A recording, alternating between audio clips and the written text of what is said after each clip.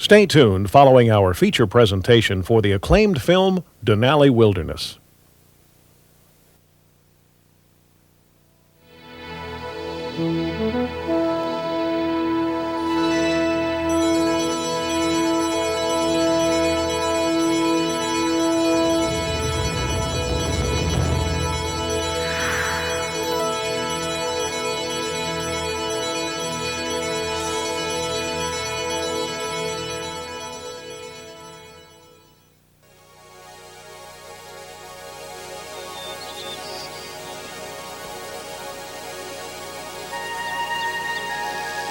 In the land of the midnight sun, there is a mountain the Athabascan Indians called Denali, the Great One.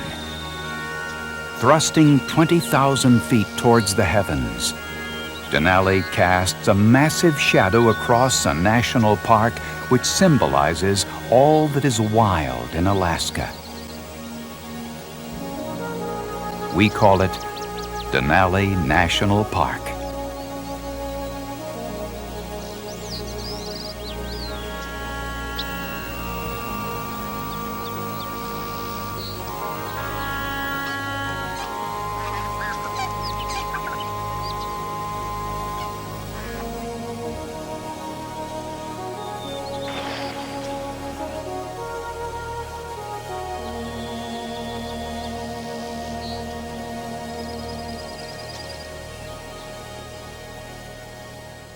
Denali National Park is located in the heart of Alaska. Within its boundaries are 6 million acres, an area slightly larger than the state of Massachusetts, set aside as parkland and preserves. The park is accessible via the state's highway system or railroad from Anchorage or Fairbanks.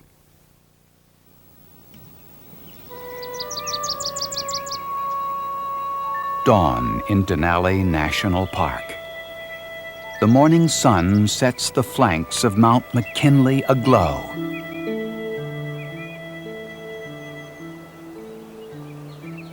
Permanently frozen above 14,000 feet, this granite peak dominates the landscape. Measured from the foothills to the summit, the vertical rise of Mount McKinley is 18,000 feet, greater than that of Mount Everest. Geologists say this is the result of the clashing of continents, a process begun 65 million years ago. It is always a treat to glimpse the mountain, but many visitors to Denali Park will never see it. During the summer, Mount McKinley is obscured by clouds as much as 75% of the time. Seeing a caribou running wild in the tall grass reminds us of why the national park was originally created, to protect the wildlife and their habitat.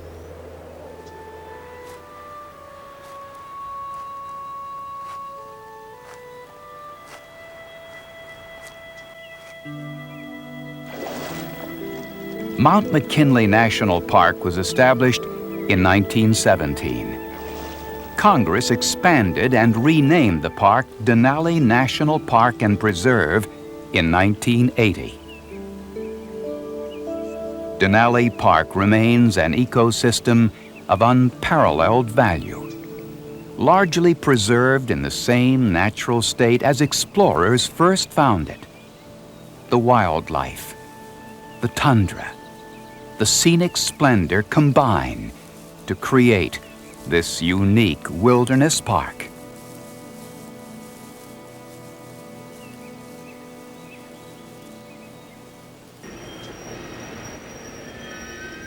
Over 500,000 people come to Denali Park each summer.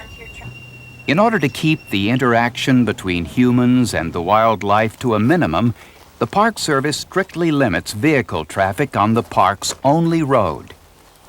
Most visitors are encouraged to ride the shuttle bus for wildlife viewing deep within the park.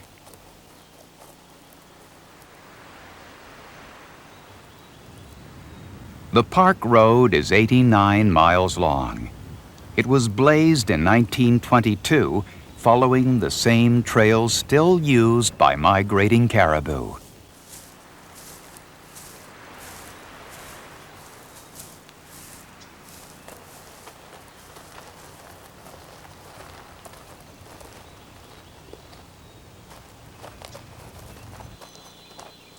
The Denali caribou herd numbers slightly more than 3,000, and the population is rising.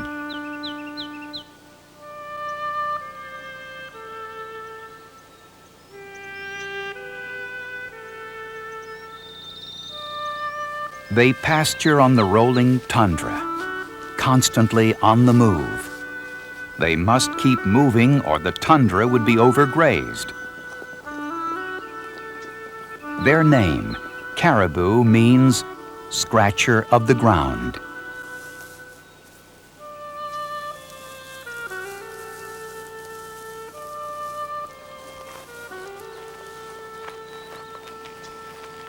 Caribou are the only members of the deer family where both the bulls and cows grow antlers every year. The antlers on a bull caribou may grow over 4 feet high.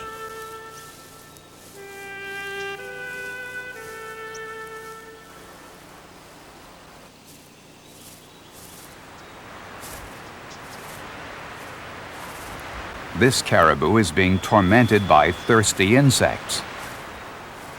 If they are able, caribou will seek refuge on lingering patches of snow.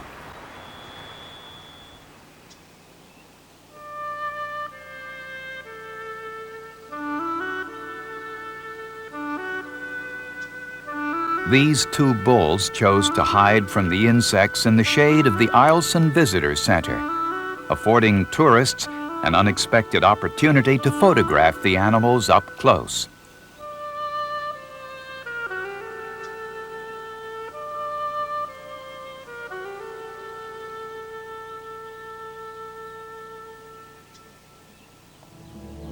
There's nothing quite like it. Seeing the shadow of an Alaskan grizzly cast on the open tundra.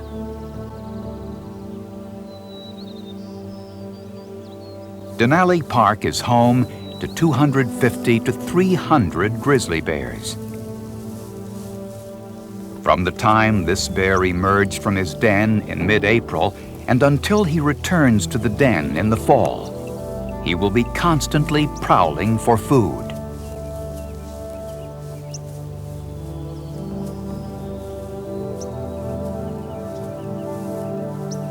Throughout the summer, the grizzly's diet changes. This bear is going bush to bush, trimming them of their berries. Earlier in the summer, newborn caribou and moose calves may have made up the majority of the grizzly's diet. But grizzlies are usually no match in size or speed to take down healthy adult moose or caribou. They will spend most of their waking hours grazing on grasses and other vegetation.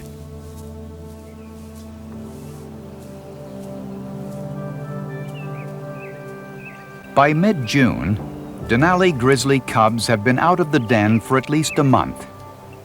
They are now learning from their mother how to survive on the Denali tundra.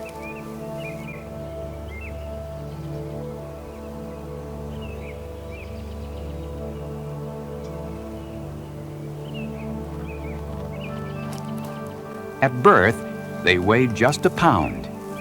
When they left the den, they weighed 10 to 15 pounds, nourished only by their mother's milk. By summer's end, their weight will double.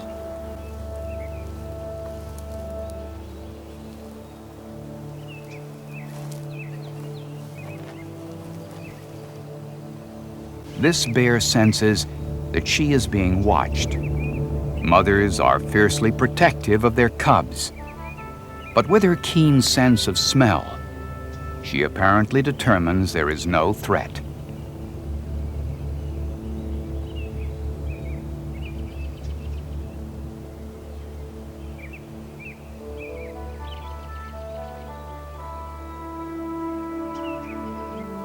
The sows in Denali Park will typically give birth to 2 or 3 cubs.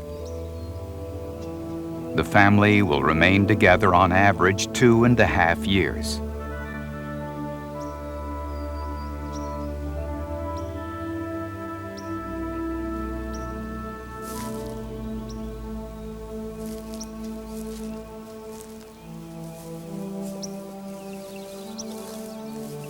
A true sign of the quality of wilderness in Denali National Park is the presence of both grizzlies and wolves. The latest research places the wolf population as high as 173, living in 16 packs.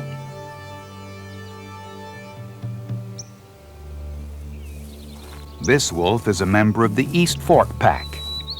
With 27 members, it's the largest wolf pack in Denali Park.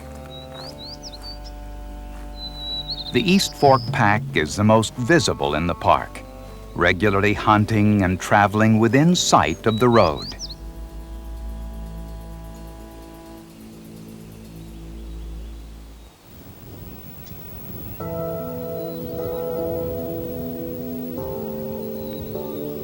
One of the simplest joys in Denali National Park is a walk across the tundra.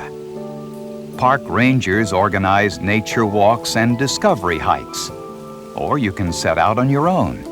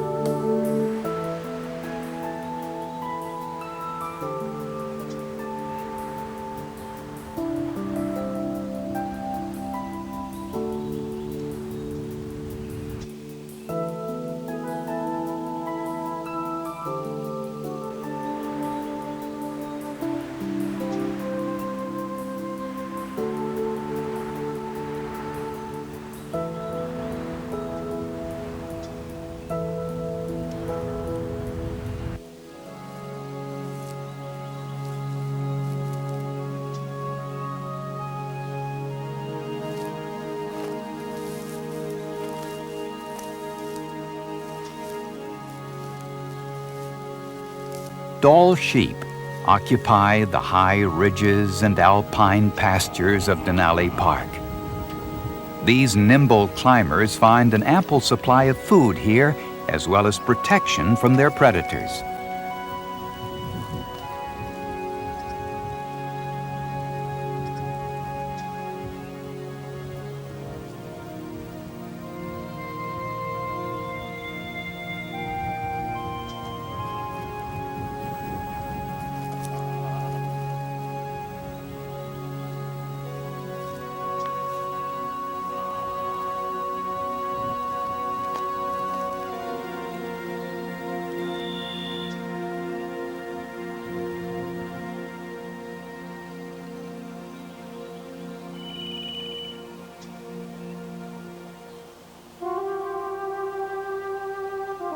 As dusk turns to darkness, a bull moose forages in the spruce forest. The moose are the largest animals in Denali National Park. An adult bull may weigh nearly a ton.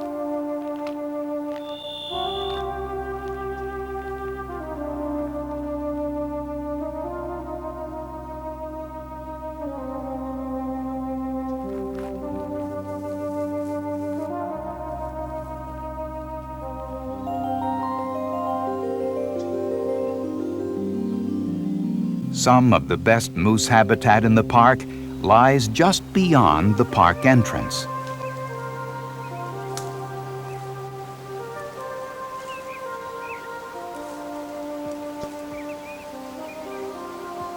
The two bulls in this group are wearing collars as part of ongoing wildlife research in the park.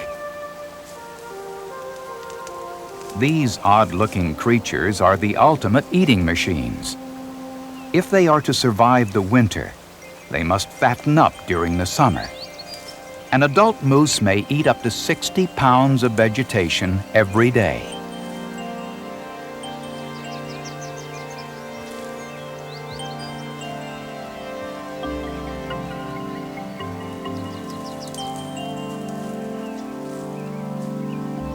Moose calves are born in May, usually in pairs.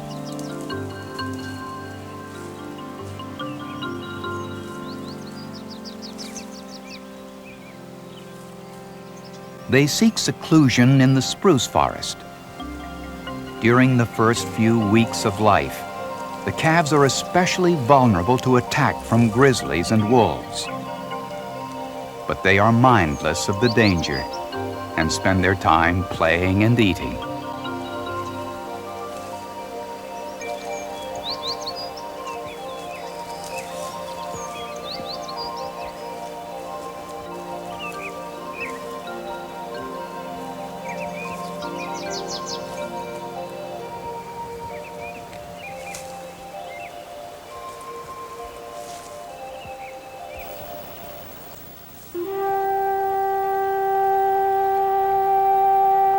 Riding the thermals, a golden eagle surveys the land. Below, a band of caribou halt at the eagle's passing shadow.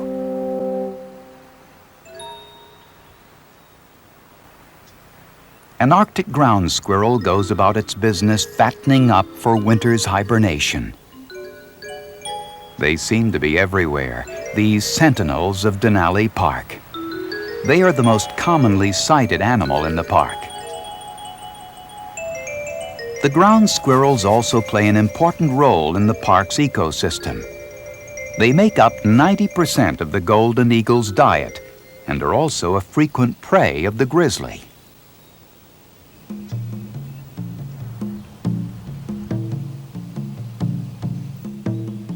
This grizzly is digging at the den of a ground squirrel.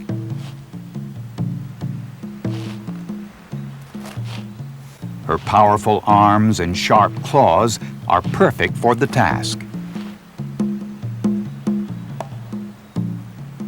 Underneath the tundra, the ground squirrels have burrowed their home and an elaborate maze of tunnels with numerous entrances and exits. But the grizzly knows her prey is caught inside.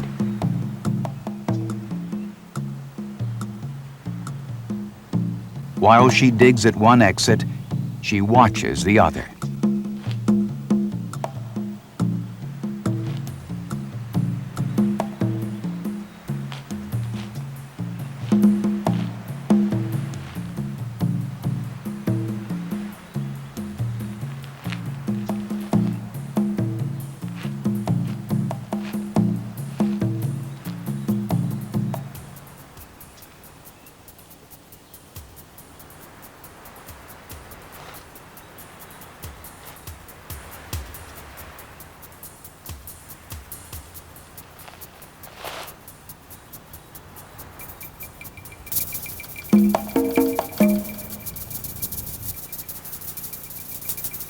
With lightning-quick speed, the grizzly catches her prey.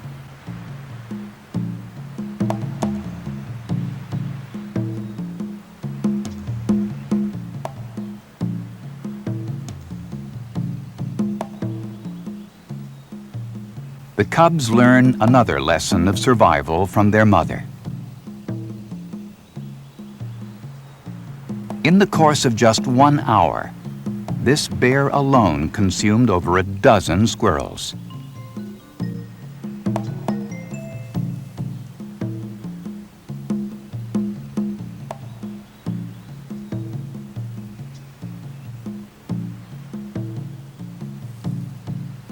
The beauty of Denali National Park is that this drama is played out daily for us all to witness. That was the purpose of setting aside this national parkland. The plan has worked thanks to the hundreds of men and women who over the decades have managed Denali National Park.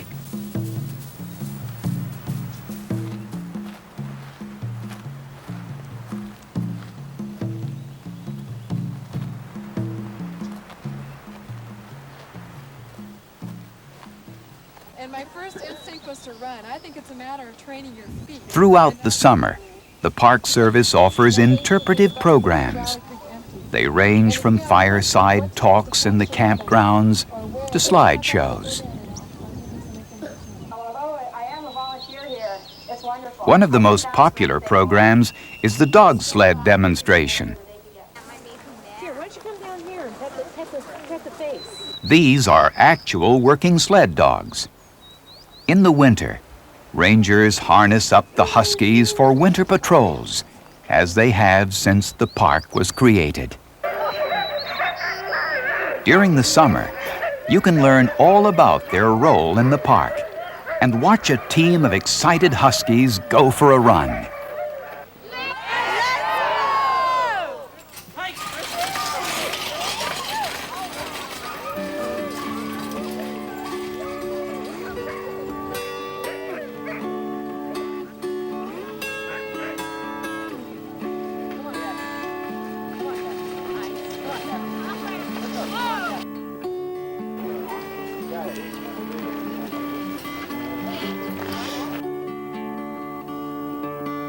The Denali experience is a special one. For some, it's time spent in solitary reflection. For others, Denali Park is a wilderness retreat. For all, standing at the foot of Denali opens our eyes to the majesty of God's creation.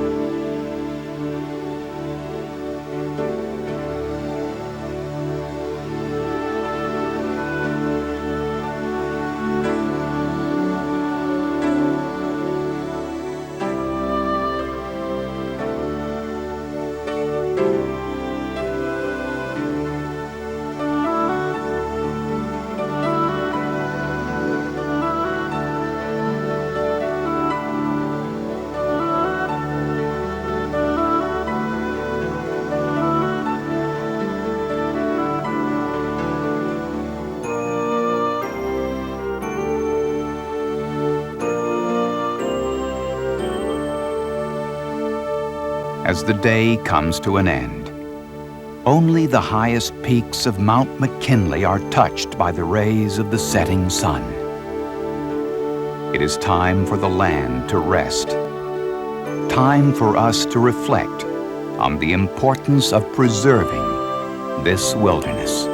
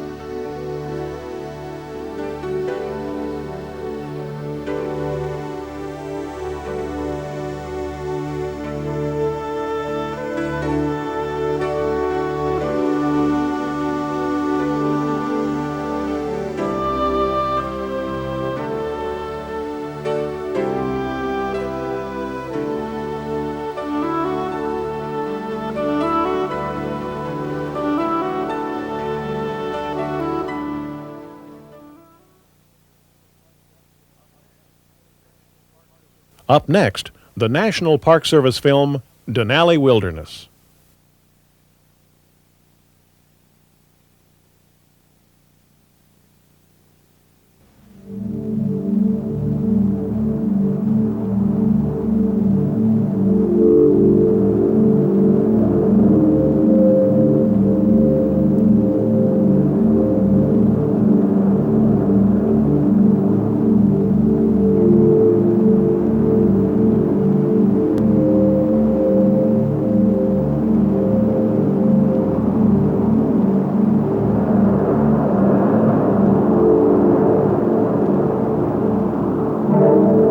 The interior of Alaska is one of the wildest regions left on Earth. It is a wilderness of mountain peaks and flowing glaciers, vast tundra and spruce forest.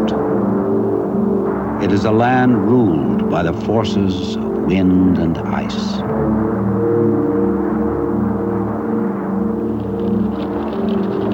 In the heart of the Alaska Range lies a national park, whose boundaries have been shaped by the creatures that embody this wilderness. Wolves, grizzly, and caribou wander freely, their lives an expression of their own ancient laws.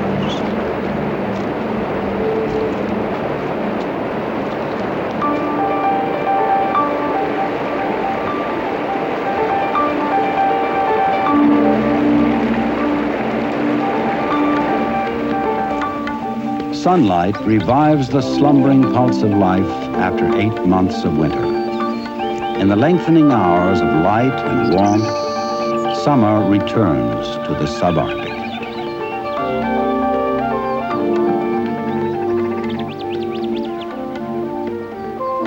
The young of the year were born when the first green plants began to emerge.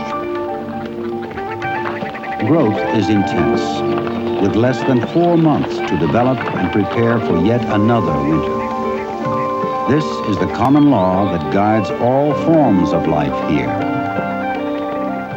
For the young of the Denali caribou herd, growth takes on a special urgency. Carried unborn from the herd's wintering grounds just a few weeks ago, they must already join the return migration. The calves must keep up with the others across high mountains and swift rivers, and outrun the predators they will encounter.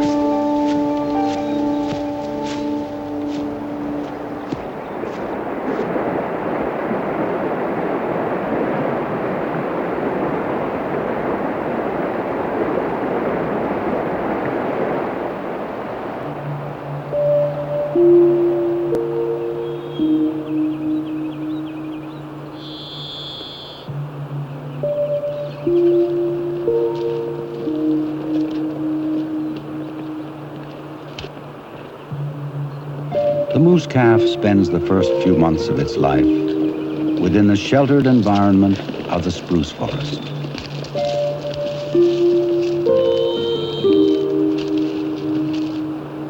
The moose cow will ferociously defend her young against any threat. Wolves and grizzlies, however, still manage to take their toll.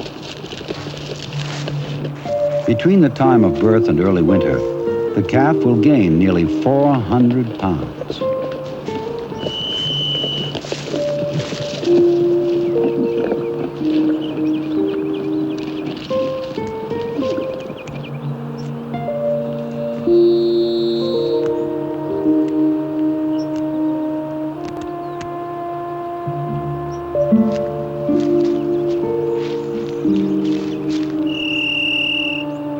The habitat for most plant eaters of the subarctic has been narrowed to the range of the specific plants they thrive on. Predators tend to be wide-ranging in their search for food. In a land where prey is rarely abundant, the red fox may need to hunt in many habitats in order to feed its young. By autumn, the pups will be ready to venture out from the den and face the coming winter on their own.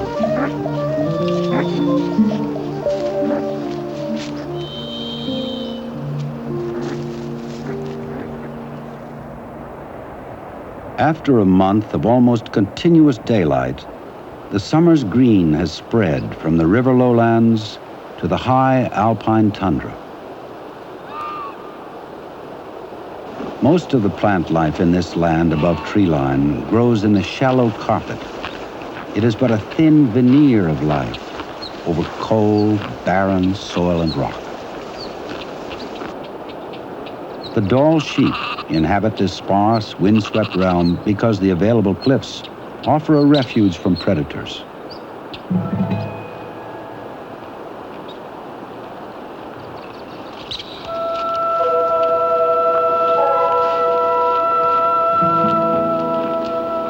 The ewes and their young remain separate from the rams during the summer in nursery groups.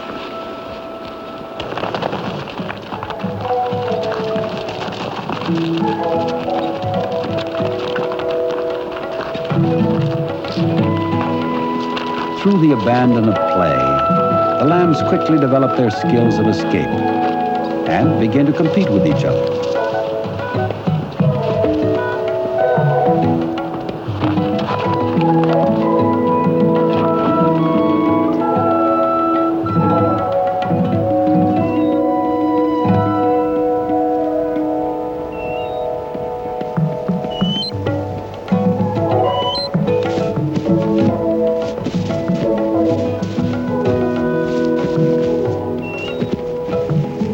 The grizzly spends much of its summer in the alpine tundra feeding on grasses, herbs, and an occasional ground squirrel.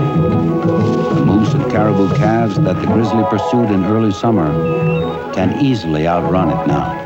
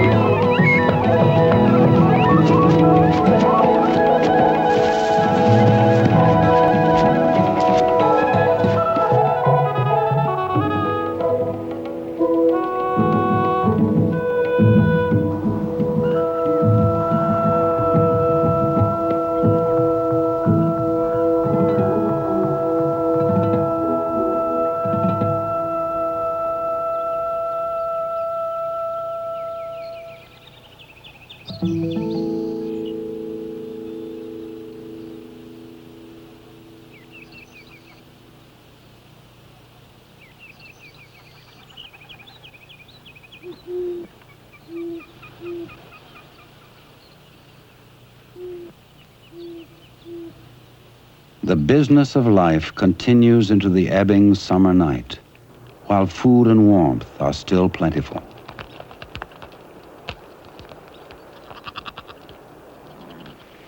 Time, like the restless caribou herd, moves on.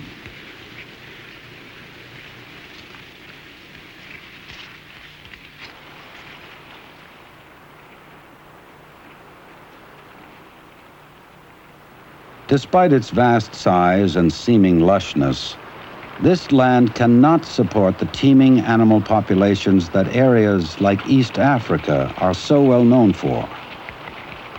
Concentrations of animals like the caribou must move over large expanses of tundra to find adequate food. The compelling drive behind the caribou's yearly migration, however, involves more than the search for food. Changing from season to season, year to year, the herd's movements are influenced by a myriad of forces. No longer able to keep up with the herd's rigorous journey, the weak and injured will inevitably fall behind.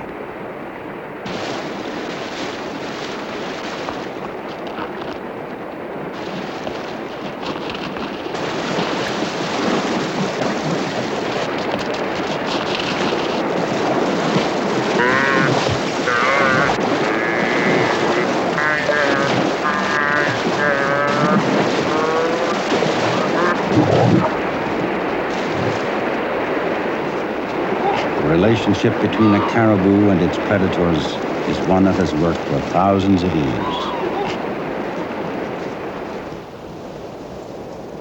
Man's presence in this wilderness park is a light touch of what could be a heavy hand. As long as this touch remains light, these natural relationships will continue.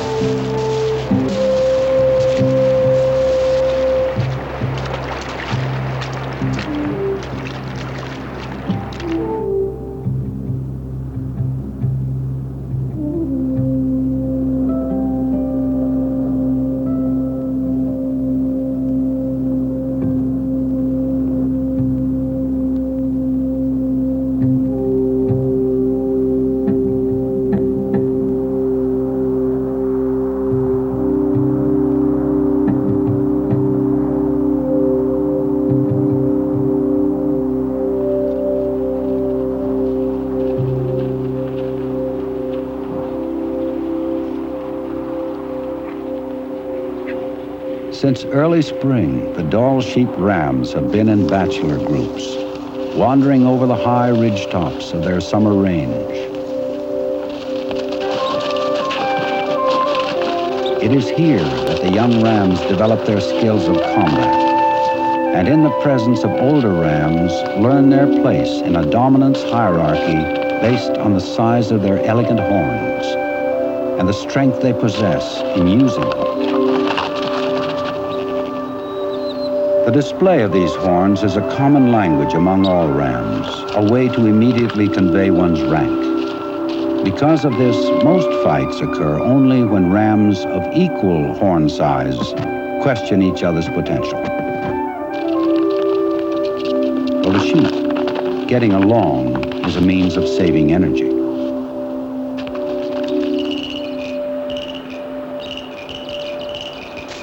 The pika spends its summer in the boulder fields of the sheep's habitat, collecting grasses and flowers into hay piles within the rocks. This is a full-time project and will provide the pika with a steady food supply beneath the winter snow. The marmot has just begun to collect grasses, but these will be used to line its den for hibernation. Though the landscape is still green, the marmot knows that winter is not far away.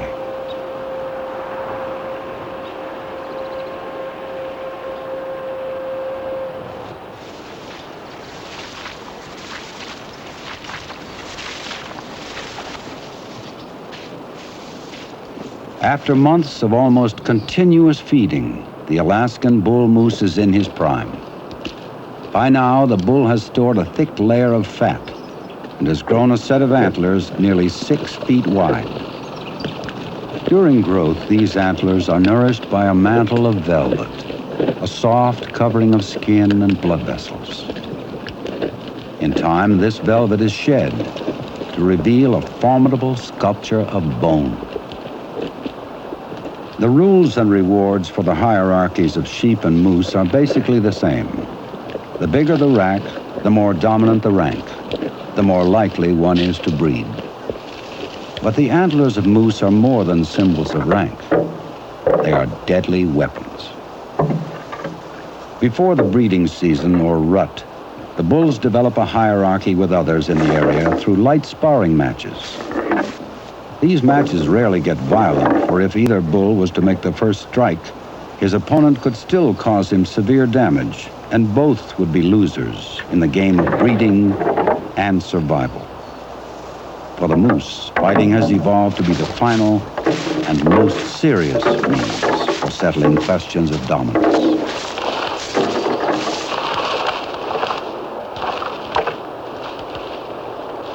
The days grow shorter and the nights are crisp and dark. Summer draws to a close.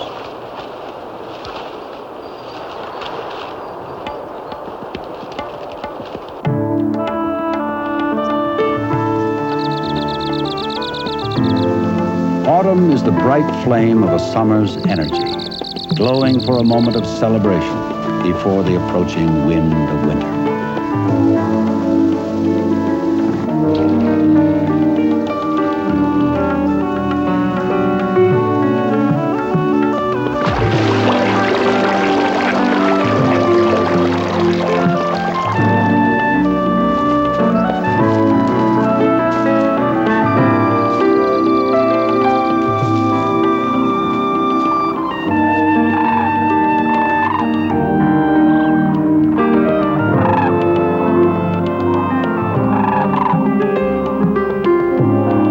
It is a time of movement and migration, and it is a time of purposeful play.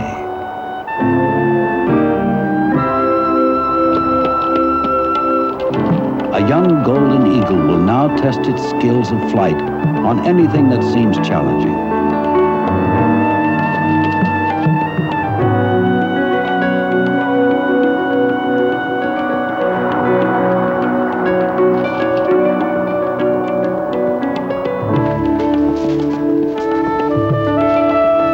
The grizzly and the Arctic ground squirrel perform the final movements in their dance of predator and prey. Soon, they will both be in the long sleep of winter.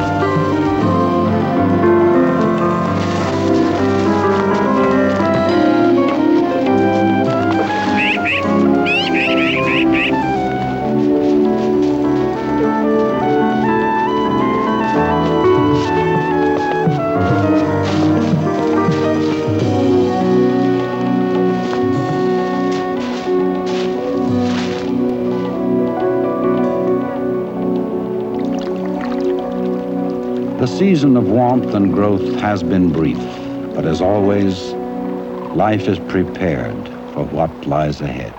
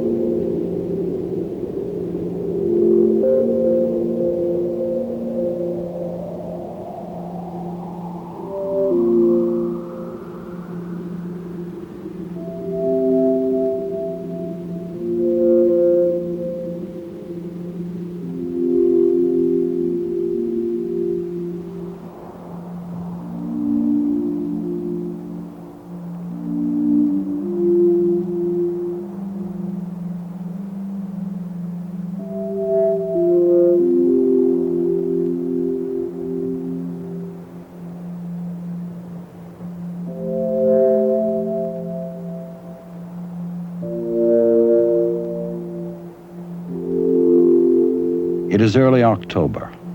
The Denali caribou herd pauses briefly from its incessant movement as the season for breeding unfolds.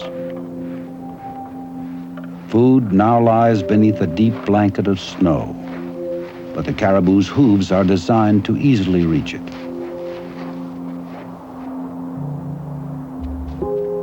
The wolf is also well equipped to reach its winter food supply. Armed with keen senses and incredible endurance, it is a finely tuned hunter. In the company of other wolves, it is the supreme predator of the north. The pack is the central core of the wolf's life, and in winter becomes an essential means of capturing large, swift prey like the caribou.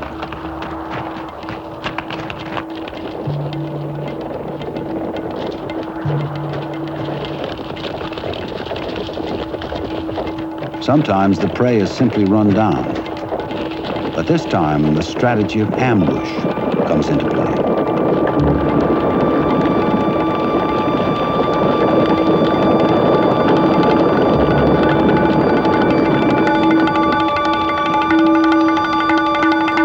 The balance between escape and death is a dynamic one.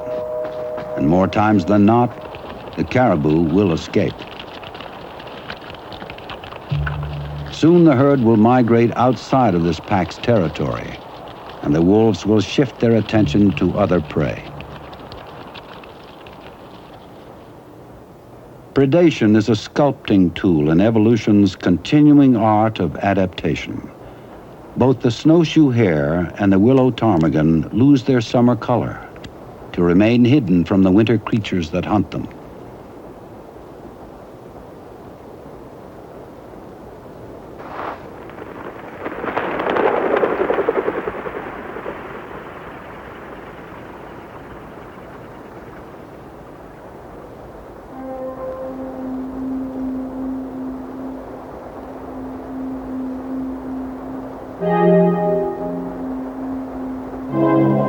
The rut of the Alaskan moose draws to a close. The seed for next year's young has been planted. And now the task facing the moose is to survive the next 6 months of severe cold and deep snows within the domain of the wolf. During the several weeks of intense rutting, the bulls have eaten very little, depleting much of the energy stored from a summer of foraging.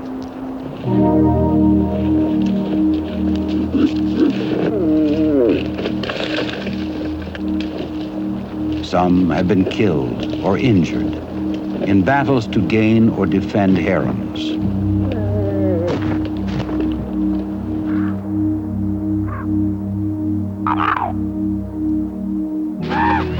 The wolves are familiar with the time and location of the moose rut and are rarely disappointed when they arrive in search of food. The wolves and the moose share a relationship of mutual need, for it is the wolves' presence which ensures that only the fittest bulls will survive to breed and continue their genetic line. In the reality nurtured by our mechanized world, death seems to be a meaningless end. Here in the Denali wilderness, the meaning of death is the continuation of life.